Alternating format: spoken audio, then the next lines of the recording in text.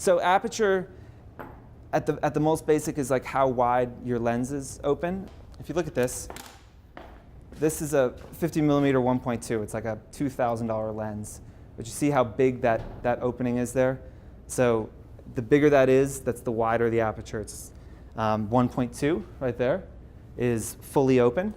And 9.0 would be like, quite a bit smaller here. So what aperture controls is, one, because it's how wide your lens is open, it's how much light gets in. So you have a shutter, right? And the shutter closes at whatever your shutter speed is, 1/200th of a second, 1/500th of a second, 1/1000th of a second, whatever you choose. And however wide that aperture is, it's letting in more or less light. Does that make sense? So the wider the aperture, 1.2, the more light that's coming in. The higher the aperture, the less light that's going to come in. The lower, the more light that's going to come in. The main thing aperture controls is depth of field. So what is the background looking like and what's in focus? So you see on 1.2 over here that Tim over here is in focus, but everything else is completely out of focus. And then as we move up this grade, you see that the background gets more and more sharp, right?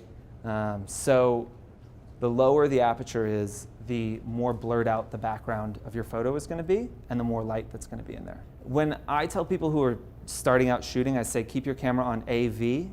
If you guys have a camera where you can change the settings, do you know that AV setting?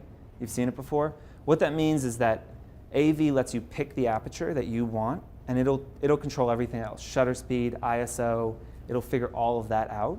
So if you know, I want a photo that the background is kind of blurred, so I'm going to pick 2.8, and then it'll figure out what your shutter speed needs to be. You don't need to be able to shoot on manual to be able to control the way your image comes out. Because if you shot this at 9.0, this is fine, but this kind of looks like a really nice iPhone photo, right? Because everything in the back is in focus. That's kind of how the iPhone looks. That's not really the look you're going for, especially if you have a professional camera or even a mirrorless camera, something like that. So I think like 2.8 in general for y'all, if you're shooting outfit photos, 2.8 to 3.2 is a good place to be.